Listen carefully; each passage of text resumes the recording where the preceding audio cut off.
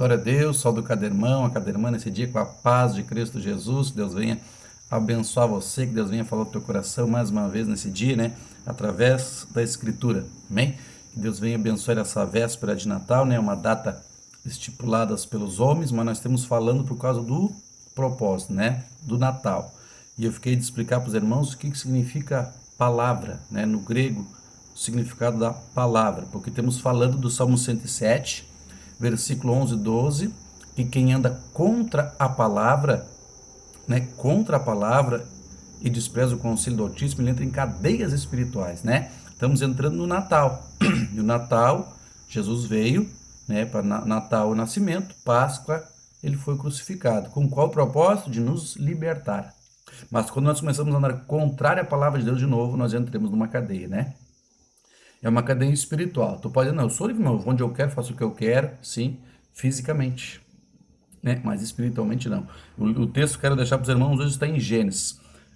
Eu quero explicar primeiro o que significa a palavra logos, a palavra no grego, que significa logos. A palavra no grego significa logos. Eu vou trazer algumas explicaçõezinhas e vou entrar na escritura para nós entender. Logos significa assim pelo grego, alguma coisa dita, concluindo o pensamento, consequentemente, tema, assunto ou discurso, também raciocínio ou faculdade mental, ou motivo por extensão, um cálculo, uma avaliação. Amém? Isso é explicação da palavra no grego, significa logos. Amém? Então é um raciocínio, é um pensamento, é um cálculo, né? É uma aqui, ó, essa palavra é muito interessante, é um cálculo, uma avaliação.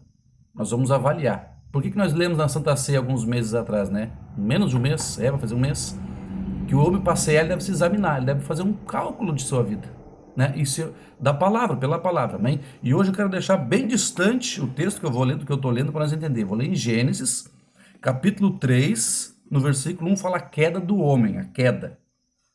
Eu vou resumir para não ler demais, depois você pode ler todo o 3, se você quiser. No capítulo 3, no versículo 14, disse, pois, o Senhor à serpente, por que fizesse isto? Maldita és tu entre todos os animais domésticos, entre todos os animais do campo. Sob o teu ventre andarás, e pó comerás por todos os dias da tua vida. No 15, porém inimizade entre ti e a mulher, e entre a tua descendência e os seus descendentes. Ele te ferirá a cabeça, e tu ferirás o calcanhar. Amém? Veja bem, nós estamos em Gênesis, e aqui já está prometendo a vinda de Jesus.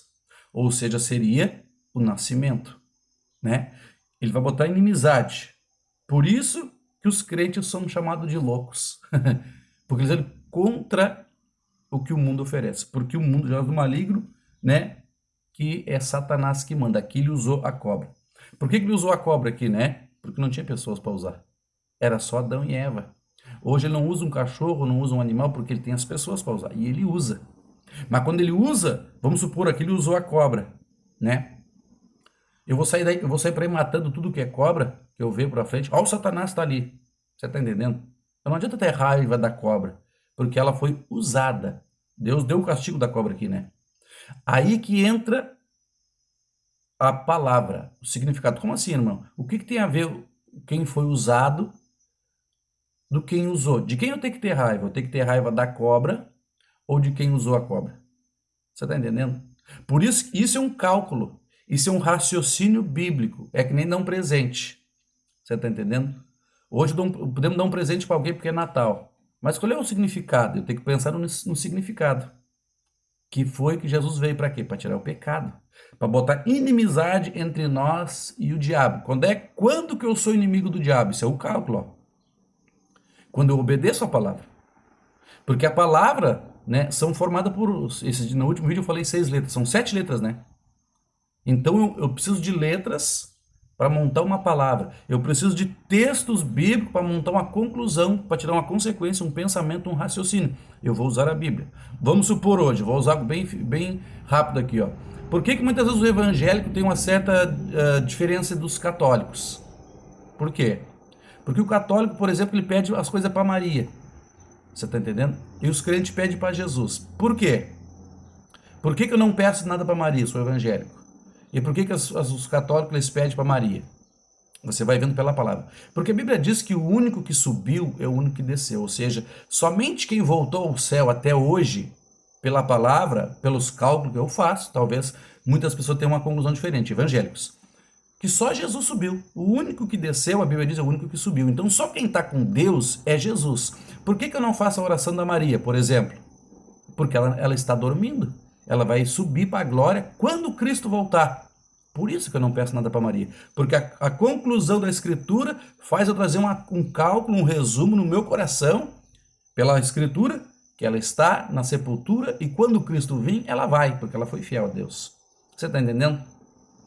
Por isso que eu não peço nada para Maria. Os crentes criticam a oração de Maria. Não precisa criticar, a gente tem que explicar. Maria está no caixão dormindo. O único que pode me socorrer é Cristo. Por isso que eu só oro em nome de Jesus. Você está entendendo? Isso é um resumo pela Escritura. Tu viu Maria expulsando demônios, tu viu Maria ressuscitando pessoas, né? Até então não fez nada. Quando em Atos João 2, quando teve que se multiplicar, transformar água em vinho, o que disse Maria? Chama ele. Aí Jesus veio e transformou água em vinho. Por que Maria não fez? Porque o poder estava em Jesus. A própria Maria disse, chame ele, façam tudo o que ele disser. Um resuminho rápido aqui, ó. Você está entendendo? Isso é montar uma pregação. Isso é montar um raciocínio. Na sequência nós vamos ver melhor. Você está entendendo? Por isso que o Natal existe, né? Foi focado. Eu não digo que é aniversário de Jesus. Eu digo que o Natal é uma data que Jesus veio à Terra. Sendo 25 de dezembro, 10 de maio, 13 de julho, 14 de janeiro, não interessa. Interessa que marque que ele veio. Então ele não nasceu. A Bíblia diz que ele nasceu, claro que ele saiu do ventre. Mas o que diz o texto aqui? Que desde aqui já prometia-se Jesus. O que nós lemos em João? Eu vou entrar em João aqui, ó. E eu vou falar mais dele amanhã. Evangelho de João, eu já li o texto, vou ler de novo. João, capítulo 1, versículo 1. No princípio era o verbo, e o verbo estava com Deus, e o verbo era Deus.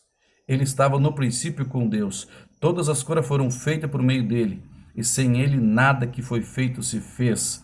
Você está entendendo? Aqui está falando de Cristo, nós já lemos o texto, eu vou ler melhor na sequência. Você está entendendo? Então Jesus já estava desde o início.